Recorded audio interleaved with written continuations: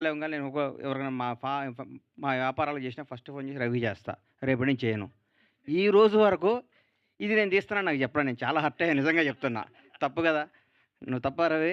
నిజంగా నేను చాలా బాధపడ్డాను. ఎందుకంటే నాకు నా నా విషయంలో నా ఫ్యామిలీ విషయాలు ప్రతి ఒక్కటి నేను రవితోనే షేర్ చేసుకుంటా. ఎవరితో షేర్ చేసుకోను ఇంకా. కాపులం పెట్టాం కదా! కన్‌ఫ్యూజ్ అవుతావు. దానికి చాలా నువ్వు తప్పు రవి.